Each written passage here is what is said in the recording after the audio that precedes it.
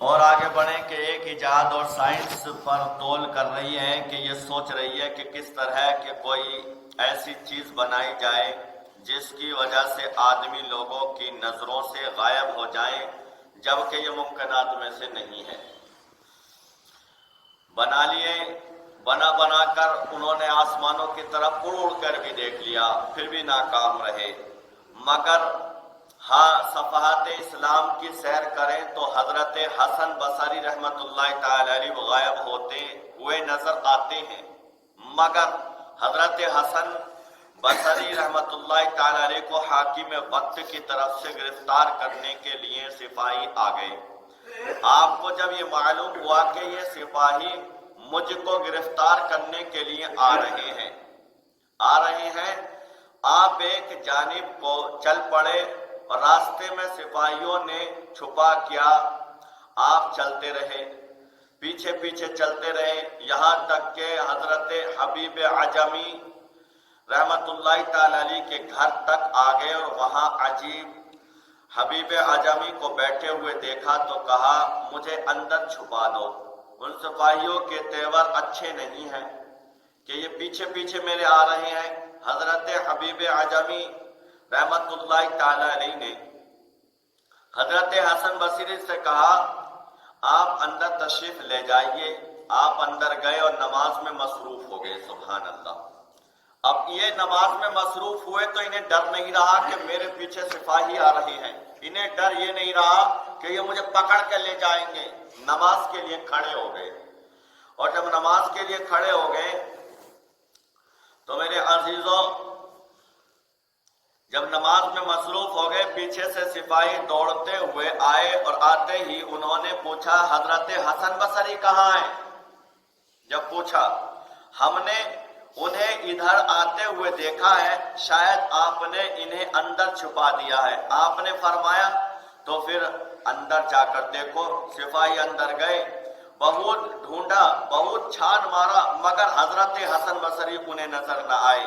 سپاہی تھک کر ہار کر واپس چلے گئے۔ حضرت حسن بصری گھر کے باہر تشریف لائے، حبیب عجمی سے کہا، اے حبیب، تم بڑے عجیب آدمی ہو، تم نے مجھے چھپانے کے بجائے خود سپاہیوں کو اندر آنے کے لیے آپ نے کہہ دیا، اور اندر آ گئے۔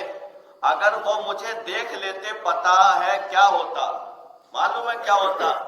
آپ نے فرمایا، وہ آپ کو دیکھ نہیں سکتے، اسی لیے میں نے انہیں اندر بھجوا دیا۔ اگر میں ان سے جھوٹ کہتا اور اندر آنے سے روکتا تو وہ جبراً اندر آتے، پھر آپ پر اللہ کی مدد نہ ہوتی۔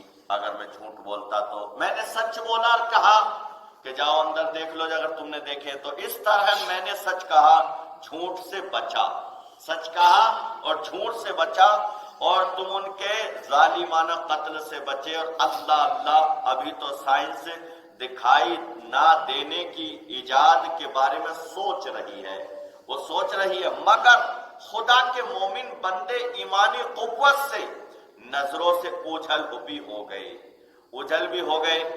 تو ہجرت کی رات دشمنوں نے جب سرکار دو عالم صلی اللہ تعالی علیہ وسلم کے مکان شریف کو ہر طرف سے گھیر لیا تاکہ جب آپ باہر نکلیں، نعوذ باللہ من ذالک، آپ کو قتل کر دیں، اور گھیرا اس طرح ڈالا کہ رات بھر جاگتے رہے، ایک دوسرے کا ہاتھ پکڑ لیا تاکہ آپ صلی اللہ تعالی علیہ وسلم کو باہر نکلنے کا راستہ نہ ملے۔ اس کے باوجود آپ پیارے آقا صلی اللہ تعالی علیہ وسلم باہر نکلے کہ گھیرا جوں کا توں رہا۔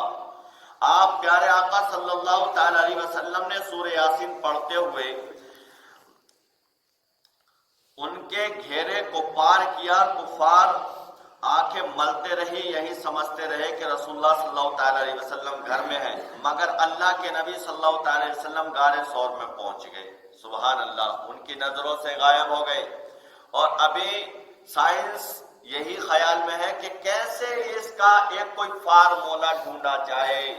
سائنس بدنی راحت کا ایک ذریعہ ہے، بدنی راحت کا ایک ذریعہ ہے، مذہب بدن کی حفاظت اور روح کی ترقی کا زینہ ہے۔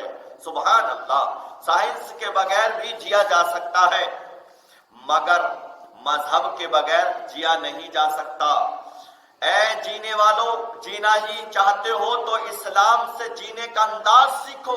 اسلام کی دی ہوئی زندگی جیتے جی غازیانہ ہے، مرنے کے بعد شہادت ہے، اور سبب کچھ اور ہے تو جس کو خود سمجھ سکتا ہے۔ زوال بندہ مومن کا بے زری سے نہیں۔ علم سائنس سب سے پہلے اللہ تعالیٰ نے حضرت آدم علیہ السلام کو عطا فرمایا، وَعَلَّمَ آدَمَ الْأَسْمَاءَ كُلَّهَا ثُمَّ عَرَضَهُمْ، اور ہم نے آدم کو تمام چیزوں کے نام سکھائے اور پھر ان تمام چیزوں کو ان کے سامنے پیش کیے۔ اب ان کے سامنے پیش کیے، اب یہ اللہ نے قرآن مجید میں ارشاد فرمایا، وَعَلَّمَ آدَمَ الْأَسْمَاءَ كُلَّهَا ثُمَّ عَرَضَهُمْ عَلَى الْمَلَائِكَةِ۔ تو میرے عزیزوں، جب اللہ نے قرآن میں فرمایا آدم علیہ السلام کو ہم نے ہر چیز کا علم عطا فرمایا ہے، تو بتائیں، تو اب اس سے معلوم ہوتا ہے کہ دنیا میں قیامت تک جتنی چیزیں پیدا ہوں گی وہ ساری چیزیں قدیم ہو یا جدید ہو، سب پیش کی گئی۔ ظاہری بات ہے کہ کل کا لفظ سب کو شامل ہے، سب کے لفظ میں سب کچھ شامل ہے۔ جب آپ کے سامنے قیامت تک کی ساری چیزیں پیش ہوئی ہوں گی تو ظاہر بات ہے کہ کنکر، پتھر، شجر، حجر، محل و قصر، جن و بشر، گھوڑا، ہاتھی، ہیرا، موتی، ریل، گاڑی، پلیٹ، راکٹ، سب کچھ آپ کے سامنے پیش ہوئے، تبھی تو آپ سب کے ناموں سے واقف ہوئے۔ اور جب سب سے پہلے آپ ان تمام چیزوں کے نام سے واقف ہوئے اور ان کو دیکھا، تو دیکھا بھی تو بتائیے سب سے پہلے سائنسداں سب سے پہلے مشاہدہ کرنے والے کون ہوئے؟ وہ آدم علیہ السلام ہیں۔ کون ہے؟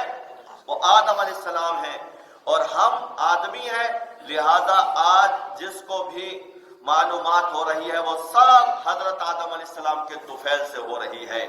تو حضرت آدم علیہ السلام سب سے پہلے آدمی بھی ہیں، سب سے پہلے سائنسداں بھی ہیں، روئے زمین پر بھیجے جانے والے نبیوں میں سب سے پہلے نبی بھی ہیں، سبحان اللہ۔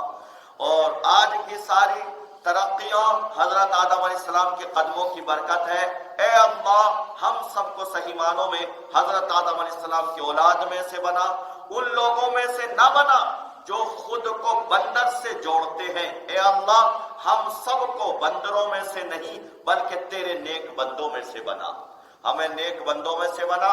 تو میرے عزیزوں، آدم علیہ السلام کو جب یہ علم عطا فرمایا اور آدم علیہ السلام کو اتنا علم عطا فرمایا تو نبی کائنات، رحمت دو عالم، امام الانبیاء، خاتم النبیین محمد رسول اللہ کو اللہ نے کتنا علم عطا فرمایا ہوگا، سبحان اللہ۔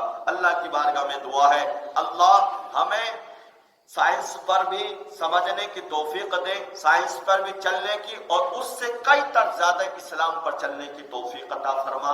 استغفر اللہ ربی من کل ذنب و اتوب الیہ۔ السلام علیکم ورحمۃ اللہ وبرکاتہ۔